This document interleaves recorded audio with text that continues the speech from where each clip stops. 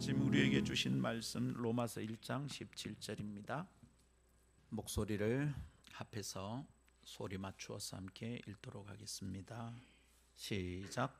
복음에는 하나님의 의가 나타나서 믿음으로 믿음에 이르게 하나니 기록된 바 오직 의인은 믿음으로 말미암아 살리라 함과 같으니라. 아멘. 이것은 하나님의 말씀입니다. 하나님의 말씀은 능치 못함이 없습니다. 할렐루야. 살다가 보면 꼭 기억해야 될 어떤 사건들이 있고 어떤 사연들이 있죠. 내가 기억하는 그 어떤 사연 하나, 한 사건 하나가 인생에 굉장히 중요한 깨달음을 얻게 만드는 그런 흔적이 된다는 것을 우리는 인생을 통해서 배우고 있습니다. 오늘 아침 제게도 그런 일이 하나 있습니다. 그게 뭐냐면 고등학교 시절의 이야기입니다. 저는 공업고등학교를 다녔습니다. 근데 공업고등학교를 입학하는 날 1학기 첫 주간, 첫 달부터 저는 이게 공업고등학교의 공부가 나에게 참 잘 맞지 않는구나 라는 것을 알았습니다. 그래서 그 첫 달에 저희 동기들 중에 학교를 그만두고 인문계로 옮겨가는 친구들이 꽤 있었습니다. 그렇지만 저는 그럴 수가 없었어요. 가난한 집안의 장남으로서 장학금을 주는 그 공업고등학교를 어떻게든지 다녀야 했었답니다. 내가 좋아하는 것을 취하고 싫은 것을 버릴 수 없는 형편이었습니다. 그럴 수가 없었어요. 어떻게 할 방도가 없이 3년을 꼬박 다니는 동안 저는 공업고등학교의 과정과 공부가 별 재미있다는 것을 느끼질 못했답니다. 국어나 영어, 일반 과목들은 재미있었어요. 점수도 잘 나왔어요. 그런데 실습과 제도가 포함되기만 하면 등수는 추락하고 성적이 엉망진창이었습니다. 그 가운데 오늘 나누고 싶은 이야기는 제도에 대한 얘기입니다. 제도. 이 제도가 참 힘이 들었어요. 이 도면을 그리는 것 말입니다. 도면을 잘 그려서 도면대로 공사하게 만드는 게 이게 목적인데, 근데 저는 제도가 너무 힘들었어요. 제도 점수가 안 나와요. 3년 내내 양이었습니다. 양 아시죠? 수, 우, 미, 양, 가. 가가 제일 꼴찌고 그 위에 양인데 점수가 나오질 않습니다. 그냥 뭐 점수를 기대하지 않았어요. 별 재미도 없었고요. 그걸 깔끔하게 잘하고 싶은 생각이 별로 없었습니다. 어떻게 했느냐면 이렇게 했습니다. 들어보시면 단박에 알 거예요. 이제 제대로 선을 긋잖아요. 이렇게 그으면 이제 선을 그어서 연필로 싹 한 다음에 그 다음에 먹물로 긋습니다. 먹물로. 근데 이제 먹물로 그으면 이 먹물이 잘못하면 번질 때가 있어요. 저는 그게 참 잘 안 돼요. 이게 먹물로 그으면 자하고 먹물 긋는 이 펜 사이에 먹물이 스며들면 금방 자 밑으로 쑥 번지는 겁니다. 그러면 망친 거잖아요. 그럼 어떻게 해야 됩니까? 다시 다른 판을 꺼내서 다시 그리는 게 맞죠. 대개의 친구들은 다 그랬습니다. 근데 저는 안 그랬습니다. 그 부분을 이래 칼로 막 이래 싹싹싹싹 긁어가지고 뜯어냈어요. 그러고 그냥 제출했어요. 선을 좀 잘못 그으면 그 위에 덧칠을 막 또 했어요. 그렇게 해서 그냥 손으로, 그것도 자도 안 되고 손으로 다 해서 내 딴에는 정교하게 편하지 않게 그렸다고 싶어서 냈습니다. 선생님은 기가 막히게 다 찾아내는 거예요. 그 부분에 다 꼬표를 쳐놨습니다. 감점. 순진했을까요? 멍청했을까요? 나는 선생님이 그걸 찾아내는 게 신기했습니다. 그런데 이제 이 선이 딱 와서 이제 이래 우리 이제 그 R을 잡는다 이랬는데 라운딩 하는 거 요렇게 되는 부분은 이쪽 것을 재서 컴파스로 여기서 이렇게 그려야 돼요. 근데 그걸 제가 손으로 그려버렸어요. 비슷하게 동그랗게 나오면 안 되냐는 거지. 근데 선생님이 나중에 점검하는 걸 봤는데 거기서 선생님이 컴파스를 이렇게 하더라고요. 그게 안 맞으면 저는 또 꼽혀라. 다시 그려오라는데 제가 그러면 그걸 다시 해야 될 거 아니에요. 막 덧칠을 해서 간 거죠. 점수가 좋게 나올 리가 없었습니다. 그리고 그 점수를 그래 받는 게 그때로서는 제게 별로 중요한 문제가 아니었어요. 막 들어갈 때 성적으로 장학금 주니까 대충 졸업이나 하자. 인생이 망가졌다고 생각할 때였거든요. 자, 여러분, 근데 세월이 지나고 나서 철이 들면서 그 제도 점수가 나쁠 수밖에 없었던 이유를 점점 또렷하게 깨닫습니다. 여러분도 아시겠죠? 그 제도 점수 왜 안 나오는 겁니까? 그림이 틀렸으면 다시 그려야지. 그 위에 덫이라는 게 말이 맞냐고. 덫이라는 그림이 완전할 수 없다는 것을 인생살이를 거듭하면 거듭할수록 자꾸 알게 됩니다. 틀렸으면 다시 해야 되는데 자꾸 터치를 하는 거예요. 이게 틀렸다, 잘못됐다는 걸 깨닫는 순간마다 저는 고등학교 때 제도 시간이 생각납니다. 아시겠죠, 여러분? 우리 다 알고 계시잖아요. 터치라는 것으로는 그림을 새롭게 할 수 없습니다. 덧대어 칠하면 칠할수록 제도판 위에 있는 그림은 점점 더 엉망이 되고 말더라고요. 그거 어떻게 해야 되는 겁니까? 새롭게 그려야 제대로 될 일이었습니다. 그런데 인생의 중요한 순간이 다 그렇다는 것을 살아가면서 점점 더 깊이 깨닫게 됩니다. 그렇지 않습니까? 적당히 고치고 부분적으로 터치를 하듯 살아가는 것이 오히려 인생을 더 힘들게 만든다는 것을 경험하지 않았습니까? 그 부분이 틀렸다 싶어서 거기를 좀 화려한 색깔로 터치하면 점수가 나올 것 같더니 점수가 안 나와요. 인생살이도 그럴 때가 있는 거예요. 잘못되는 부분은 그걸 덮을 수 있을 만큼 좀 멋지게 덧입혀서 꾸미면 좋겠는데 그 아래에 있는 것이 새롭게 되지는 않는 거죠. 다 고쳐야 되는구나. 처음부터 새롭게 해야 되는 것이 있는 거구나. 이걸 말입니다. 늦게 알기 때문에 인생은 고통스러운 겁니다. 문제가 커서 고통스러운 게 아니라 이 문제를 어디서부터 다시 고쳐서 해야 되는지를 모르는 거예요. 다시 고쳐야 되는데, 새롭게 해야 되는데 그 위에 자꾸 터치를 하는 겁니다. 말하자면 제대로 살고자 하면 부분적으로 조금 수리하는 것이 아니라 개혁을 해야 돼요. 터치라는 게 아니라 그림판을 바꾸어야 돼요. 다시 그래야 한다 이 말입니다. 종교개혁의 정신이 그런 것이다 생각합니다. 적당히 잘하는 것이 아닙니다. 잘못하는 것을 덮어서 그 위에 덧그림을 그리는 것이 아닙니다. 부분적으로 좀 잘되게 보이게, 보이는 부분을 화려하게 채색을 입히고 괜찮은 것처럼 보이게 하는 것이 아닙니다. 종교개혁은 새롭게 하는 것, 판을 바꾸는 겁니다. 새롭게 그리는 겁니다. 여러분, 그 종교개혁의 정신이 오른에 던지는 의미는 무엇일까요? 그 정신 안에는 바꾸는 정신이 있는 거죠. 진리가 아닌 껍질과 형식은 벗어 던지고 진리를 따라 살아야 한다는 요청이 그 정신 안에 담겨져 있습니다. 종교개혁의 정신을 따라 산다는 말은 어찌하는 겁니까? 내게 틀린 것이 무엇인가를 찾아내면 이것을 변명하거나 이것을 핑계대거나 할 것이 아니라 그걸 고쳐야 하는 겁니다. 그럴 수밖에 없었습니다. 아니고 고쳐야 합니다. 네가 그러니까 내가 그러지, 아니고 고쳐야 됩니다. 지금은 돈이 모자라서 어쩔 수 없습니다. 아니고 빚을 내서라도 그 일은 해야 하는 겁니다.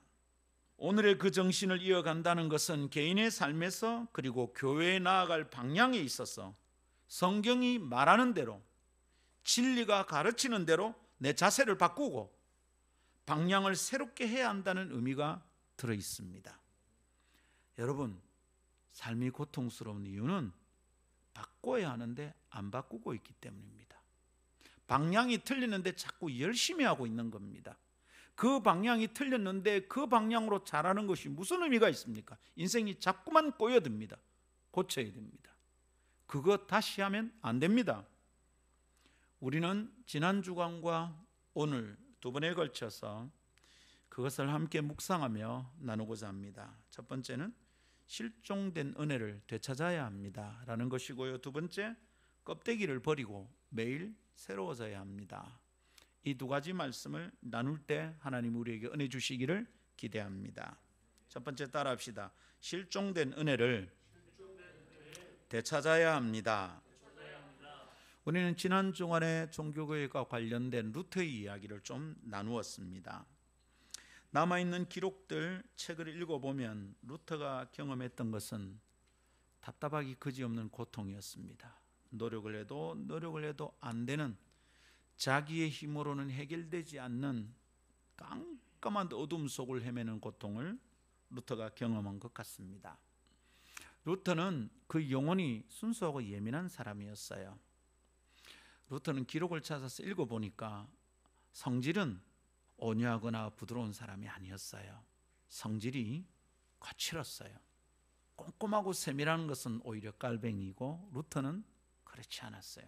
불뚝불뚝했어요.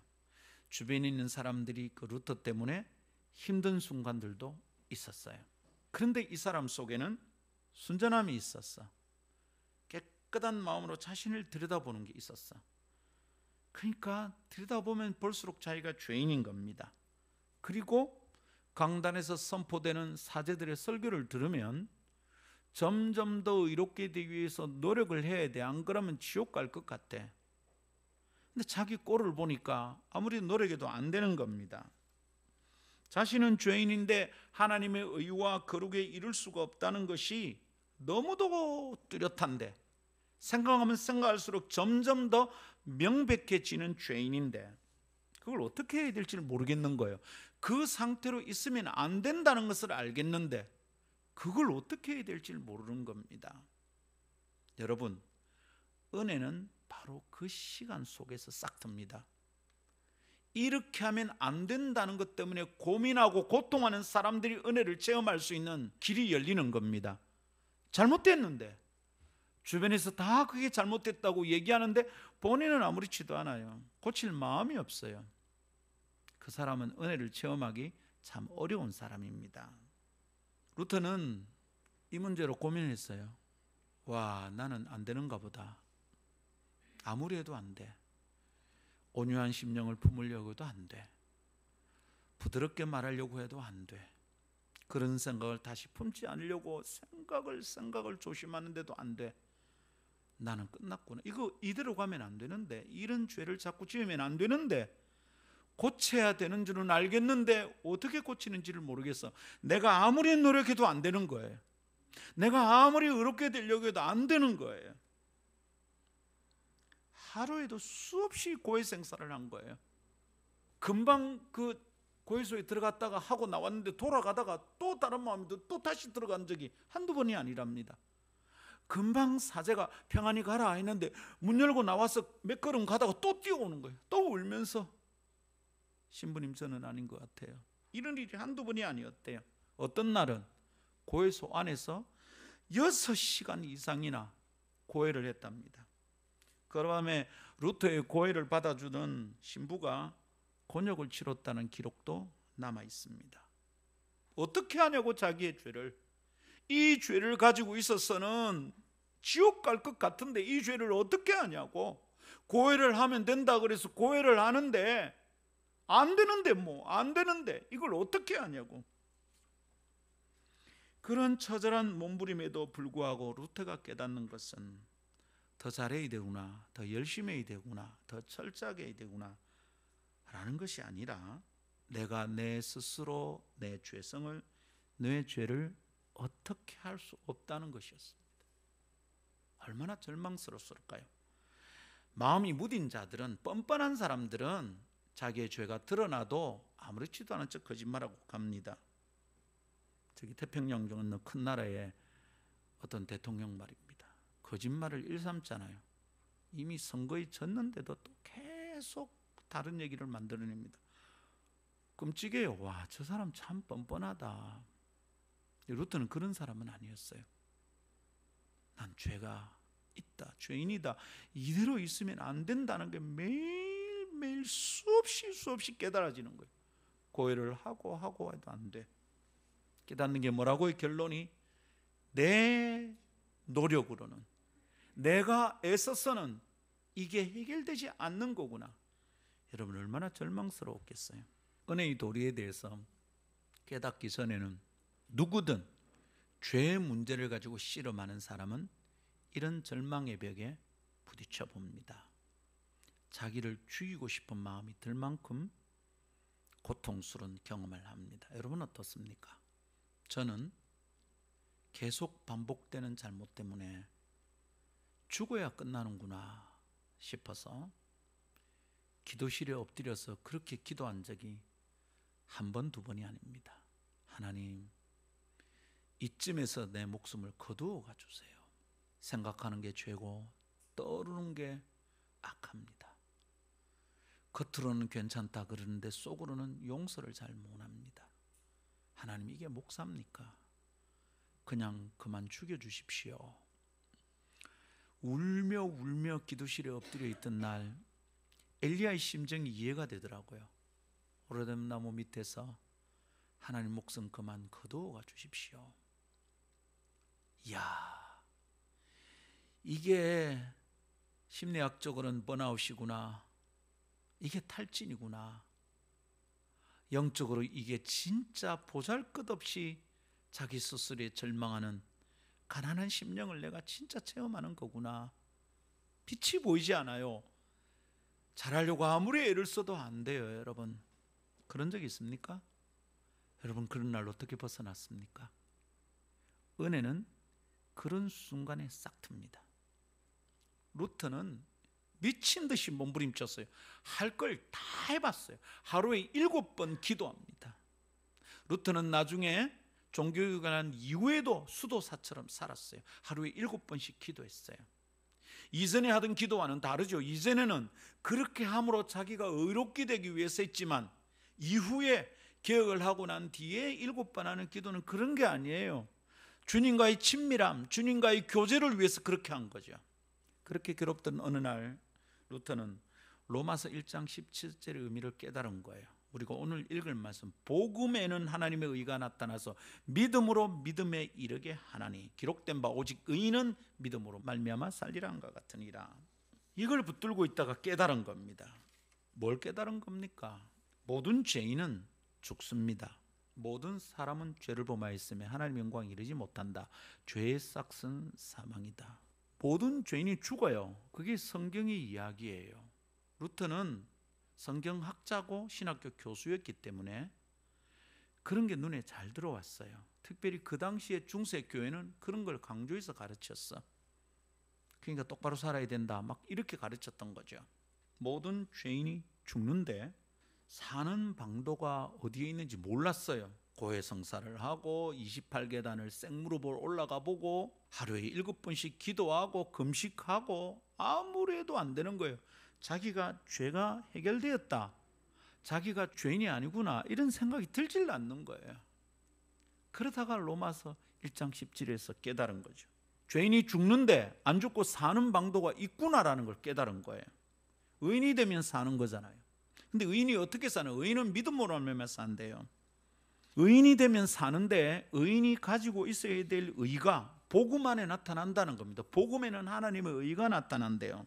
복음 안에 하나님의 의가 있어. 다른 말로 하면 복음 안에 의롭게 되는 비결이 있다, 이 말이에요. 복음 안에 죄인이 의롭게 되는 비결이 있는 거예요. 그러니까 고해성사를 해도 안 되고 하루에 7번씩 기도해도 안 되고 28계단을 맨무릎으로 올려가도 안 되고 루터가 알던 모든 방법이 절망에 처했을 때 난 어떻게 구원받지? 이 죄가 해결되지 않으면 의로우신 하나님께 나아갈 수 없는데 나는 어떻게 구원받지? 할 때 의로움을 찾아야 되는데 다른 방법으로는 의가 찾아지지 않는 거예요. 의롭게 될 방법이 없어. 근데 복음에 하나님의 의가 나타난대. 여러분, 말씀을 통해서 붙잡아야 되겠어요. 적당히 교회 다니면서 예수 믿는 척 하는 것으로는 안 돼요. 미안하지만 그렇게 하면 조금만 풍파가 오면 다 자빠져요. 죽겠다 그래요. 살았는데 왜 자꾸 죽겠다는 거예요? 그 죄성에 쩔어 있는 증거잖아요. 우리는 영생을 얻은 사람인데 왜 자꾸 죽겠다 그래? 우리는 살겠다 그래야지. 할렐루야. 의인이 구원받을 수 있는 의가 복음 안에 나타나. 복음 뭐예요? 복음이란 말 뜻이 뭐죠? 기쁜 소식, 복된 소식이란 뜻입니다.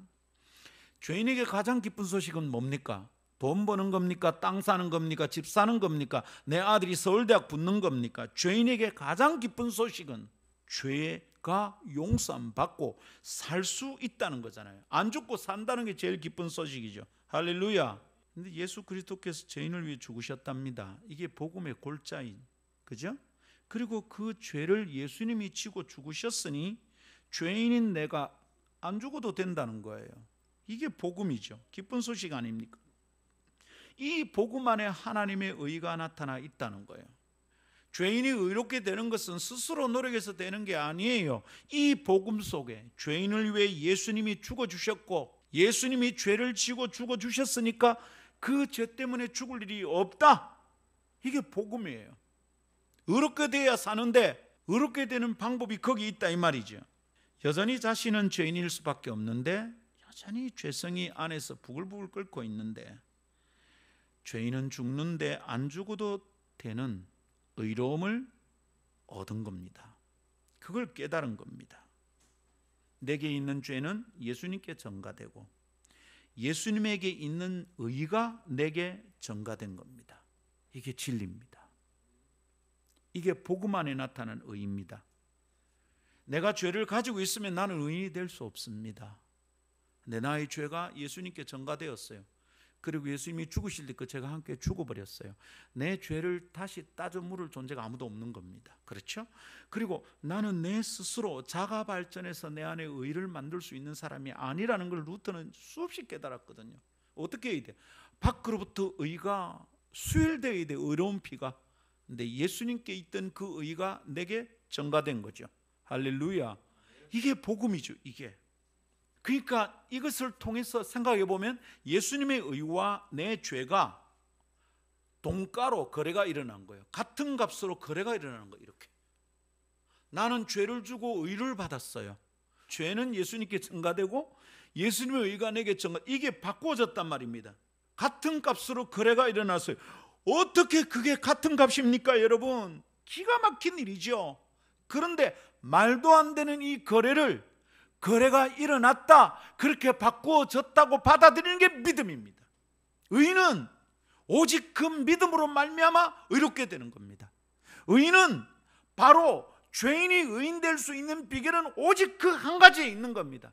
이 말도 안 되는 일이, 이성으로는 생각할 수도 없는 일이, 그 뻔뻔한 일이 내게 일어났다는 것을 내가 전인격으로 받습니다. 받는 게 믿음입니다. 머리로 이해하는 게 아니고요. 어느 날 이게 심각하게 진심으로 실감나게 와서 부딪히는 순간이 있다 이 말입니다. 그렇구나. 내 죄는 십자가에 못 박혀 죽으신 예수님께 전가되었구나. 죽으실 때 끝났구나. 다시 내 죄를 찾아낼 사람이 없는구나. 그러니까 바울은 사망을 향해서 외칩니다. 두 팔 벌리고 사망아 너의 쏘는 것이 어디 있느냐 쏘아봐라. 죄의 결과인 사망이 죄를 예수님께 전가해 그 죄가 죽어버린 인간을 어떻게 할 수 없다는 진리를 깨달은 자의 선언인 것이죠. 할렐루야. 여러분 이걸 깨닫고 믿음으로 고백할 때, 온 인격으로 고백할 때 머리로 이해하는 것 말고 말입니다. 교회 오래 다닌 사람들은 머리로 이해하고 끝납니다. 자기의 삶으로 와서 적용하고 삶 속에서 이걸 붙들고 힘있게 사는 것을 잘 하지 못해요. 교회 너무 오래 다니면 큰일 나요. 예수를 오래 믿어야지 교회를 오래 다니면 안 돼요. 여러분 아무것도 한 것도 없는데 예수님만 죽어주셨는데 나는 아무것도 한 것이 없는데 예수님의 의가 내게 와서 나의 의가 되었다. 복음에는 하나님의 의가 나타난다. 할렐루야. 루터가 로마서 1장 17절을 깨달은 거죠. 루터는 그 이후에 로마서 1장 17절이 기독교의 중심이다. 이것만 붙들면 된다라고 자주 말했습니다. 루터는 자신이 한 것이 아무것도 없음에도 의인으로 인정받게 된 것이 놀라웠습니다. 의인은 살게 되잖아요. 그런데 의인이 어떻게 살아요? 믿음으로 말미암아 살아요. 믿음이 의롭게 되는 겁니까? 어떻게 그렇게 의인으로 여김을 받아 살게 됩니까? 나는 지금 죄인인데 예수님께서 내 죄를 위해 나의 죄를 지고 죽어주셨다는 것을 믿는 것으로 가능합니다. 오직 의인은 믿음으로 말미암아 살리라. 할렐루야. 이 말이 무슨 말입니까? 네, 그거 믿습니다. 네, 그거 압니다. 아니고요. 지적인 동의를 넘어선 내 삶의 요소가 필요합니다. 뭡니까? 내가 무엇을 해야 하는 것이 아니라 주님이 무엇을 하신 건가에 집중하여 믿음으로 받아들이는 것이 필요합니다. 내가 믿는 것도 내 공로가 아니에요. 은혜로 믿어지는 거예요. 그것조차도 주님 앞에 다 내려놓고, 이야, 은혜를 주셨구나. 내가 아무것도 할 수 없고 한 것이 없어도 그것이 가능한가? 그렇습니다. 정말 그렇습니까? 정말 그렇습니다. 이걸 깨닫는 게 은혜를 깨닫고 진리를 깨닫는 겁니다. 이걸 깨닫는 것이 예수 믿는 겁니다. 믿음으로 의롭게 되는 진리를 깨닫는 것이 복음을 이해한 겁니다. 그게 복음을 아는 겁니다. 그렇게 복음을 받아들이는 것으로 우리는 영생을 얻게 됩니다. 할렐루야. 내가 무슨 노력을 했죠? 아무것도. 그런데 내가 영생을 얻었어요. 믿음으로 의롭게 되었어요. 그게 은혜죠. 그게 은혜입니다. 그리고 그때 그 사람을 살리는 은혜가 임합니다. 은혜를 깨닫고 경험하게 됩니다. 그래서 우리가 지난 주일에도 얘기했지만 종교교육의 5가지 중요한 솔라, 5 solars 중에 중요한 2가지를 꼽으라면 뭐라고요? 오직 은혜, 솔라 그라티아, 오직 믿음, 솔라 피데. 이거 2개 외에는 안 중요하다는 말이 아니라 이것이 종교교육 정신의 정말 핵심이구나. 이거 우리의 삶에 되살려야 된다. 믿음을 되찾고 은혜를 되찾아야 된다. 믿음을 되찾고 은혜를 되찾지 않으면 화려한 예배당이 무슨 의미가 있고 교회에서 받는 직분이 무슨 의미가 있느냐고요. 지금 우리 시대는 은혜 실종 상태다, 그렇게 생각합니다. 무엇인가를 자꾸 해야, 그래야 신앙이 좋은 것으로 평가받는 시대가 되어버렸어요. 무엇인가를 좀 잘해야 신앙이 좋은 것처럼 보입니다. 무엇인가를 열심히 해야 저 사람이 구원받은 사람인 것 같아, 이렇게 보인다 이 말입니다. 내가 하는 것 때문에 하나님이 하신 것이 자꾸 가려진다. 우리 이런 얘기를 지난주에도 했습니다. 여러분, 그죠? 사람이 하는 것을 자꾸 강조하면 하나님이 하신 일이 가려질 수밖에 없습니다. 그리고 어떻게 되죠? 은혜 실종 사건이 오는 거죠. 겉으로 보이는 것은 좋아 보여요. 그런데 그 겉으로 보이는 것 아래에 있는 것들은 엉망진창이 내는 거죠. 집사면 뭐해? 개인의 신앙이 없는데. 장로면 뭐해? 하나님을 바라보고 붙드는 은혜가 없는데. 목사면 뭐해? 책을 보고 이렇게 저렇게 뺏겨서 논리에 맞는 아주 멋있게 들리는 강론을 한다고 그게 목사인가? 그 사람 속에 은혜가 없으면 어떻게? 은혜 실종. 내가 뭘 잘하는 것 같다 싶은 순간 은혜는 사라지는 겁니다. 우리 교회에서는 그래도 내가 없으면 안 되지, 그게 위험한 겁니다. 은혜 실종.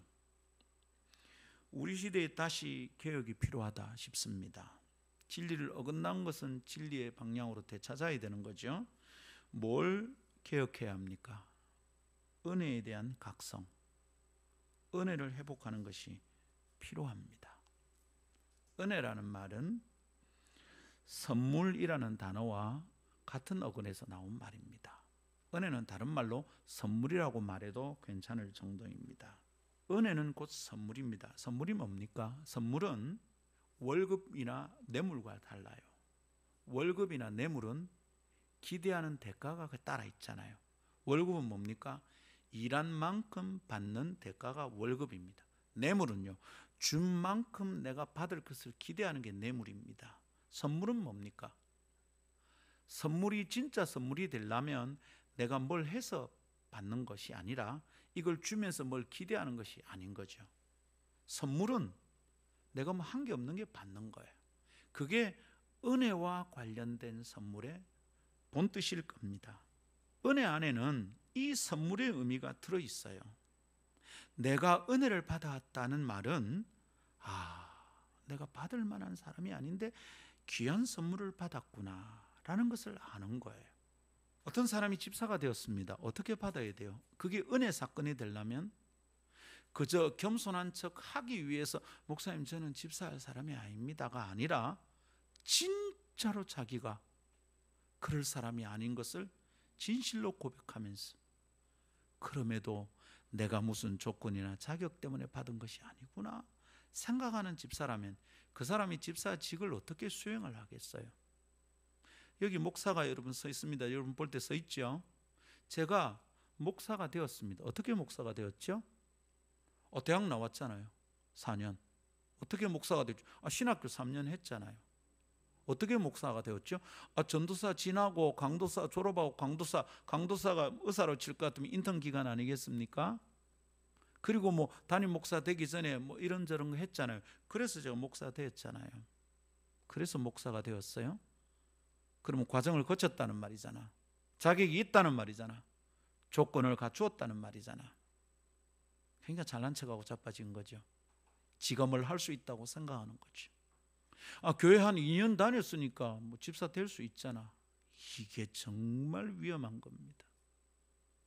순간순간 하나님 제게 은혜를 주셔서 제가 목사 될 만한 사람이 아니라는 것을 자꾸 깨닫게 해주십니다. 은혜를 생각하지 않으면 우울증에 빠지겠죠. 근데 아니고요.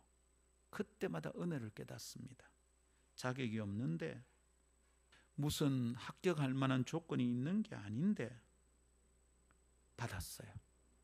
그게 은혜입니다.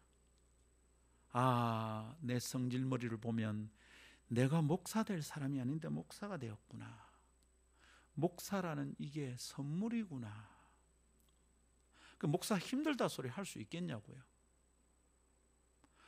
다 목사는 참아야 될 것도 많고 못할 것도 많고 그럴 수 있겠습니까? 아무 자격이 없는데 하나님이 선물을 주셨구나. 너무 감사하죠.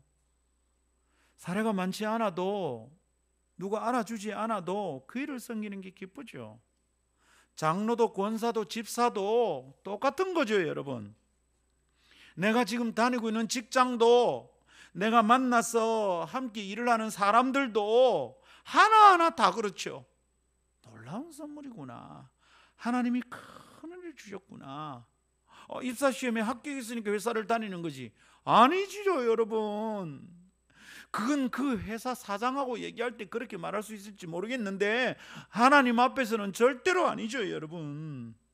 선물 받았구나. 받았는데 너무 많이 받았구나. 받았는데 너무 큰 걸 받았구나. 나한테는 너무 과분한 것이구나. 여기서 은혜를 이해하는 비결이 나오는 겁니다. 그게 은혜인 겁니다. 그때 감동이 솟구치고 그때 눈물이 나고 그때 새로운 힘을 얻는 줄 믿습니다. 아멘. 성도 여러분, 제발 이 은혜를 회복합시다. 하기 위해서 야곱아, 너를 퍼낸 웅덩이를 좀 돌아보거라. 하나님이 이스라엘 향해 한 말씀입니다. 야곱이 이스라엘이 됐는데 이스라엘을 향해 야곱아 부릅니다. 옛일을 생각하게 만드는 거죠. 너를 퍼낸 웅덩이를 좀 봐라. 삽으로 퍼내서 일로 옮겼는데 그 웅덩이 자국이 있잖아요. 네가 어디에 있었는지 어떤 꼬라지였는지 보라는 겁니다. 나의 안타까운 과거는, 내가 힘들었던 과거를 추억하는 것은 그 옛날 얘기를 생각하면서 누구를 원망하고 내가 얼마나 비참했는지 그것 때문에 징징거리라고 추억하는 게 아닙니다. 그랬음에도 불구하고 하나님 나를 살게 하셨구나. 저는 우리 집에 쌀통이 비었던 거에 대해서 가끔 간증합니다. 가장인데도 쌀통이 비는 걸 잘 모르고 살았어요. 근데 그걸 깨닫는 날 쌀통부터 기도하는데 그 다음날 새벽에 새벽 기도 가는데 문 앞에 쌀감이가 와 있더라고요. 저는 굶은 기억보다 우리 집에 와 있던 쌀가마가 기억이 많이 납니다. 은혜 주셨구나. 은혜 주셨구나. 그냥 살려주신 거 감사해서 고생하면서 목사질 해도 사례가 아무것도 없어도 그냥 받을 수 있는 거죠. 그러다 순교하는 분들도 계셨는데 사례 작은 게 무슨 문제가 있습니까? 근데 쌀을 주시잖아. 쌀가마니가 문 앞에 와 있잖아. 여러분 힘든 시절 있었죠. 가정에 어려움이 있었던 분들, 원하는 학교에 못 가서 힘든 분들, 지금도 수입이 넉넉지 않아서 고생하는 분들 계시죠? 옛날을 돌아보면서 쓸데없이 우울해질 필요는 없습니다. 자기 연민에 빠질 필요 없어요. 그럼에도 불구하고 하나님 내게 기회를 주시는구나, 그거 생각할 때 은혜가 회복되는 줄 믿습니다. 실종된 은혜를 좀 되찾읍시다. 나를 두고 도망간 엄마 용서가 안 된다. 거기에 무슨 은혜가 임하겠습니까? 초등학교 6학년 때 우리 담임선생님 졸업비 못 냈다고 이놈의 집구석 했던 그 쌤 이빨이 갈린다. 그럼 무슨 은혜가 있겠습니까? 제 얘기입니다 지금. 근데 하나하나 돌아보면 그 어렵고 힘든 시절을 지나게 만드신 하나님의 은혜가 그때는 몰랐는데 지금 보니까 다 은혜의 장치가 있었더라고요. 얼마나 감사한지. 할렐루야. 이 은혜를 깨달으면 감동이 있습니다. 힘을 느낍니다. 다시 살 수 있습니다. 성도 여러분, 더 잘하려고 하지 말고 실종된 은혜를 되찾읍시다. 어디쯤에서 하나님이 내게 큰 은혜를 주셨는지, 그럼에도 불구하고 주신 은혜, 아무 자격이 없음에도 불구하고 주신 은혜 자꾸만 묵상합니다. 나는 지옥 가기 딱 맞는 놈인데, 내가 잘하는 것이라고는 죄 짓는 것밖에 없었는데 살려주셨구나. 여기에서 우리는 다시 살 수 있는, 그림판을 바꾸는, 제도판을 다시 그릴 수 있는, 망가진 그림을 다시 그리기 안 쉽습니다, 인생살이에서는. 그런데 은혜를 되찾을 때, 은혜가 각성될 때 다시 살게 된 줄 믿습니다. 은혜에 대한 최고의 오해는 분위기 좋은 것이 은혜인 줄 아는 겁니다. 야, 좀 은혜 되게 하자, 분위기 깨지 말고. 미안합니다, 그런 거 은혜 아닙니다. 은혜는 아무것도 한 것이 없는데도 하나님이 주신다 싶으면, 아무 자격이 없는데도 하나님이 주신다 싶으면 그게 은혜입니다. 그렇지, 우리 교회가 작은 교회고 목사님이 무슨 박사도 아닌데 주일날 오면 참 좋지. 조건으로 보면 없잖아요. 근데 좋아, 그게 은혜죠. 근데 우리는 자꾸 조건을 보는 거죠. 아이고, 사람이 와 이래 적노, 목사님 자꾸 피곤해 보인다, 우리 목사님께 사례를 좀 더 드려야 되는데 아이고 월세 나가는데 정신이 없다. 여러분 지금 뭐 보고 있는 거죠? 우리는 계속 조건을 보고 있는 겁니다. 계속 조건을, 상황을 계속 보고 있는 거예요. 내가 할 수 있는 건, 내가 못하는 거에 자꾸만 보고 있는 거예요. 내가 하나 못하나 이 문제를 따지고 있는 거잖아요. No. 그러면 은혜는 자꾸 잊어버리는 겁니다. 여러분, 잘 될 조건이 없어 보여요. 개척교회들은, 작은 교회들은. 그럴 때 우리는 뭘 붙들어야 됩니까? 잘 되게 하기 위해서 열심히 하거나 잘하는 게 아닙니다. 하나님의 은혜를 사모해야 됩니다. 할렐루야. 근데 내가 했는데 싶으면 내가 대우를 못 받아 서운하죠. 내가 잘할 수 있는데 싶으면 다른 사람보다 내가 나아 보이죠. 교만합니다. 근데 내가 못한다 싶으면 다른 사람에 비해서 내가 못나 보이죠. 열등감을 느껴요. 그건 교회 아니에요, 여러분. 거기에 하나님 은혜가 없어요. 그 서운함 때문에, 그 교만함 때문에, 그 열등감 때문에 은혜가 사라집니다. 은혜 실종. 윗도리에 가려서 아랫도리가 허술해 보이는 겁니다. 하이 실종, 은혜 실종입니다. 내가 한 것에 가려서 하나님 은혜가 안 보이고요, 내가 못하는 것 때문에 가려서 하나님이 하신 것이 구질구질해 보이는 겁니다. 은혜를 되찾읍시다. 솔라 그라티아, 오직 은혜입니다. 할렐루야. 두 번째 따라합시다. 껍데기를 버리고 매일 새로워져야 합니다. 네, 여러분, 개혁한다는 게 뭐였습니까? 종교개혁의 정신은 틀린 것을 틀린 것으로 인정하고 바꾸는 거였죠, 그죠? 여러분, 이 개혁 정신을 가지고 오늘날 우리가 살려면 어떻게 해야 되느냐? 은혜를 되찾아야 되겠죠. 은혜를 자꾸 묵상해야 됩니다. 은혜를 자꾸 묵상한다는 것은 뭐죠? 내가 별 자격이 없다는 것을 생각한다는 뜻이에요. 내가 뭘 잘할 수 없다는 것을 생각하는 거예요. 내가 쇠가 빠지게 해도 그걸로 뭘 다르게 할 수 없다는 걸 고백하는 겁니다. 그러니까 용수면 몸만 아프지 영혼은 나아지지 않아요.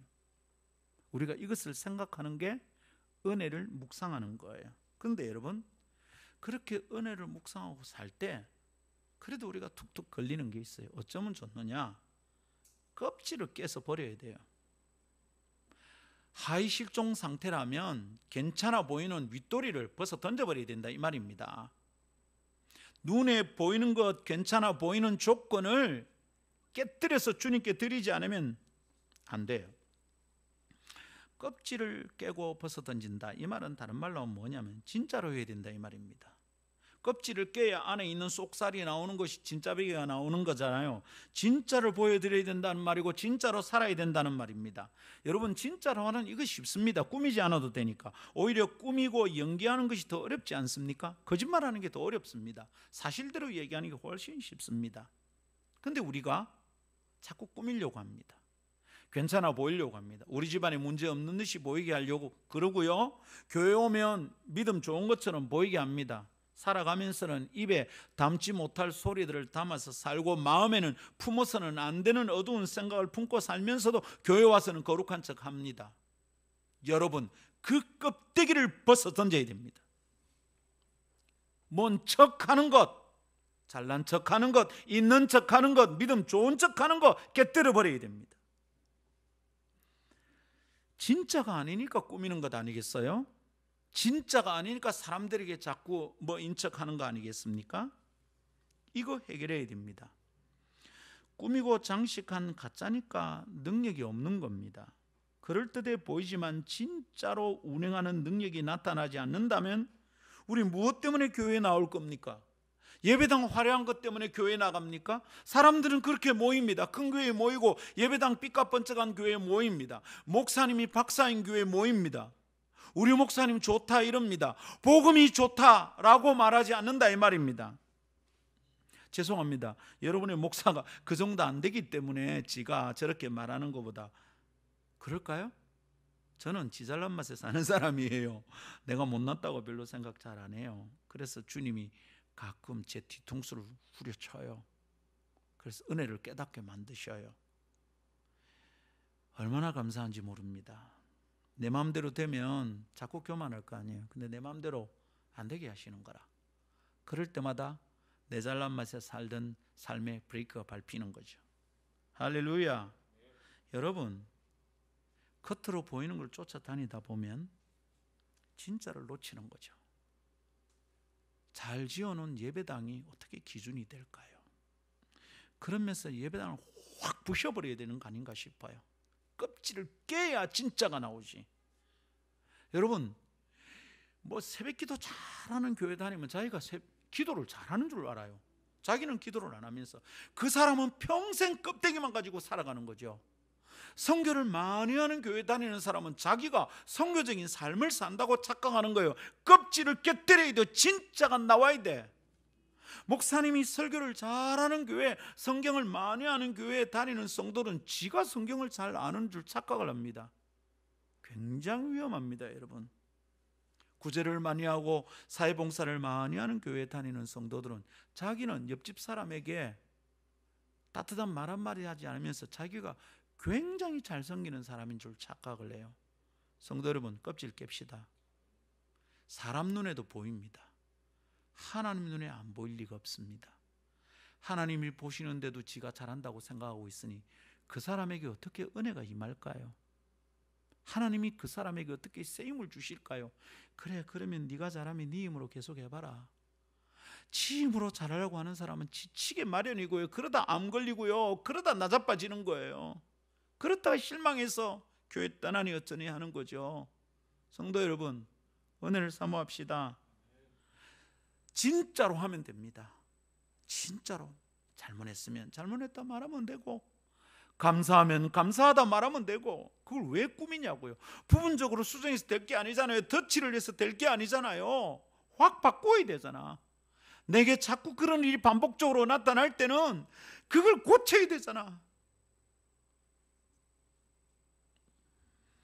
얕은 깨달음, 잠깐의 감상은 있는데 깊고 짙은 은혜가 없어요. 설교 한 편 듣고 눈물질 흘리는 거 가끔 있는데 영혼이 울려서 나 이대로 살면 안 되는구나. 이건 잘 없어. 제법 그럴다는 얘기를 막 목사에게 하는데 삶이 안 변해. 가만히 보고 있으면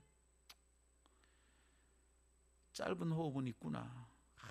아주 얕은 깨달음은 얻는 거구나. 예배 때마다 은혜는 받네. 깨달음은 얻네. 근데 바뀌질 않아. 스스로 이것도 못 깨닫고 살아가는 사람도 있어요. 불쌍하지? 근데 깨달으면 본인이 가장 힘들어요. 나 이게 잘 안 되는구나. 어쩌면 됩니까? 잘하려 하지 말고 깨버리면 됩니다. 우리 주님께서 복음서에서 신랄하게 꾸짖던 사람들이 누굽니까? 누구죠? 바리새인들, 서기관다, 제사장들이었습니다. 그 사람들이 예수님께 야단 먹은 이유가 뭡니까? 더 잘하지 않아서 그렇습니까? 하루에 3번씩 드리는 제사를 빼먹어서 그렇습니까? 11조 안 해서 그러냐고요? 7일에 한 번씩 하루씩 금식하는 거 안 해서 그렇습니까? 바리새인이 그거 한다고 맨날 자랑했어요. 근데 왜 야단 먹었죠? 외식하는 자. 이것 때문에 야단 먹은 겁니다. 마태복음 15장 7절 여러분이 다시 한번 들여다보기를 원합니다. 외식하는 자. 여러분 외식하는 게 뭡니까? 집에서 밥 안 먹고 응? 집에서 밥 안 먹고 더 파티에 가서 먹으면 외식입니까? 외식하는 자라고 할 때 그 외식하는 자의 원어가 뭐냐면 휘포크리테스라는 말이에요. 한번 따라해 볼까요? 휘포크리테스. 그리스도 아니고 휘포크리테스. 한번 따라해 봅시다. 휘포크리테스. 휘포크리테스란 말은 무슨 말이냐면 배우라는 뜻입니다. 요즘같이 뭐 이렇게 극장이 있어서 필름을 찍어놨다가 보이고 하는 게 아니니까 그냥 이렇게 사람들이 보는데 나와서 바로 하잖아요, 그죠? 연기를 하는 거예요. 근데 비극을 할 때는 비극적인 연기를 해야 되고 그렇잖아요. 속에 기쁨이 있어도 그렇게 해야 돼요. 자, 그 사람이 연기하는 것은 그 사람의 진짜입니까? 그 사람이 진짜 인격입니까? 아니죠. 그죠? 연기를 하는 겁니다. 진짜 자기의 삶은 있는데 연기를 하는 거예요. 외식하는 자라고 말씀하셨을 때 그 원래 뜻이 연기하는 거란 말입니다.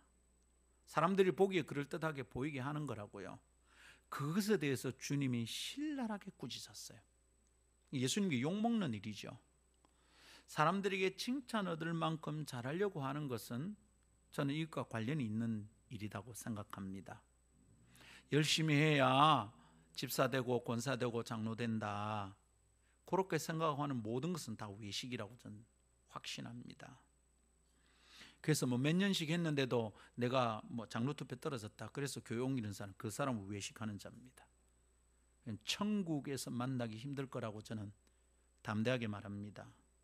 성도 여러분, 어떻게 은혜가 임합니까? 껍데기를 버리고 매일 새로워져야 돼요. 자기를 꾸밀 만한 덧칠을 해서 자기가 괜찮은 사람이 되는 게 아니게요. 까마귀가 공작의 깃털을 훔쳐와서 꾸며가지고 공작처럼 보인다고 까마귀가 공작입니까? 까마귀지. 껍질을 깨야 하나님의 은혜가 임해요. 껍질을 버리고 하나님 저는 이런 존재입니다 할 때 예수님의 의가 내게 전가되고 내가 살 수 있는 것을 믿습니다. 그러니까 여러분, 껍질을 버리고 매일 새로워져야겠습니다. 매일 은혜가 되살아나야 되겠습니다. 아멘. 그래서 오늘 아침 이곳에서 자기가 좀 멋있게 보이는 사람 회개하십시오. 우리 교회에서 그래도 내가 좀 똑똑하다 싶은 사람 회개하십시오. 다 내가 걸리네. 내가 우리 교회 성경 제일 많이 안다 싶은 사람 회개하세요. 내가 없으면 우리 교회가 안 돌아간다 회개하십시오. 껍데기를 벗고 속에 있는 징그러운 자기를 주님의 제단에 올려놔야 됩니다. 하나님 저는 아닙니다. 여러분 이렇게 하기 위해서는 어떻게 해야 될까요? 껍질을 깨뜨리고 자기의 본 모습을 보게 만드는데 필요한 건 뭡니까? 참회 기도를 매번 해야 돼요? 억지로 막 죄를 찾아내야 돼요? 아니고요. 성령이 비답해, 말씀에 비답해 자기를 드리는 겁니다. 말씀을 매일 묵상하고 붙잡아야 될 이유가 거기 있는 겁니다. 말씀을 읽지 않으면 하나님의 뜻을 어떻게 압니까? 하나님의 뜻을 알아야 내가 하나님의 뜻에 빗나가고 있구나 깨달을 텐데, 하나님의 뜻이 드러나는 하나님의 말씀을 읽지 않아요. 묵상하지 않아요. 이 사람은 어떻게 은혜를 되찾아 살 수 있을까요? 근데 말씀을 읽어보십시오. 묵상해 보세요. 매일 아침 은혜입니다. 매일 아침 부끄럽고 어떨 때 매일 아침 힘이 나고 찬송이 되고요. 여러분 유튜브 찾아 들어가면요 찬송이 좋은 사이트들이 너무 많아요. 여러분 물어보면 제가 얼마든지 가르쳐 드릴 수 있어요. 아침에 일어나서 말씀 다시 듣기 하고 큐티 하고 그 찬송 사이트 켜놓고 가만히 듣는 겁니다. 혼자 막 기타 치면서 찬송할 수 있는데 그러면 이제 뭐 이 식구들 다 깨워버리고 또 뭐 윗집 아랫집 다 깨우게 되니까 그럴 수는 없잖아. 나 혼자 들을 수 있을 정도로 유튜브 다 휴대폰 켜놓고 막 찬송합니다. 여러분 그렇게 말씀을 묵상하고 말씀에 깨달은 주님을 찬송하고 할 때 우리에게 은혜가 계속 되살아나는 줄 믿습니다. 루터 이전에도 개혁자들은 있었습니다. 예를 들면 이태리 같은 사보나놀라라는 사람, 얀후스, 네덜란드에, 영국에는 위클리프, 성경 번역하다가 사형당했습니다. 이런 사람들이 있었습니다. 그들은 다 어떻게 됐냐면 다 핍박받고 비참한 말로 경험했어요. 사형당했어요. 화형당했어요. 그 가운데 영국의 위클리프, 지금 GBT 선교, 성경 번역 선교의 다른 이름이 위클리프 선교입니다. 그 위클리프를 땄어. 위클리프는 그 당시의 사제들은 성경을 읽을 때 라틴어를 읽었어요. 그리고 설교를 했어. 그러니까 사람들은, 평민들은 라틴어를 모르잖아요. 귀족학교에 다니는 상류층들만 라틴어를 배웠어. 모르니까 라틴어로 읽고 나서 이런 뜻이다 가르치면 다 그런 줄 아는 거죠. 그런데 라틴어로 된 벌게이트역, 불가타역이라고 그래요. 이것을 위클리프가 영국말로 옮겼어. 사람들이, 평민들이 영어로 된 성경을 읽기 시작한 거죠. 읽으니까 어때요? 우와. 그러니까 그걸 읽지 못하게 라틴어로 된 성경을 영어로 번역한 것을 못 읽게 사람들 잡아 죽였어요. 인쇄한 게 아니고 손으로 뺏겨 쓴 거야. 그것을 손으로 뺏겨서 사람들에게 전하고 모인 데마다 가서 복음의 도를 설명하고 하는 파가 있는데 이 사람들 뭐냐? 롤라드 파다 그래요. 롤라드 파는 들키면 다 죽었어요. 그런데 끝까지 했어. 무수하게 죽었어요. 그러면서도 그 믿음을 유지했어요. 여러분 왜 그랬을까요? 한 가지 이유밖에 없습니다. 뭐죠? 진짜니까. 그 말씀이 진짜였고 그들의 믿음이 진짜였거든요. 그러니까 죽어도 한 거예요. 가짜들은 어려움이 닥치면 다 사라져요. 다 떠나요. 여러분 그 롤라드파에게, 뭐 위클리프에게, 그리고 후대에 있는 루터에게, 이태리인 사보나놀라는 사람 이름도 잘 몰라요. 위클리프는 그래요. 알기라도 하지. 그 후대에 루터가 찾아낸 번역으로 뒤에 윌리엄 틴델인 사람이 번역했는데 영어로 그 사람도 사형당했어.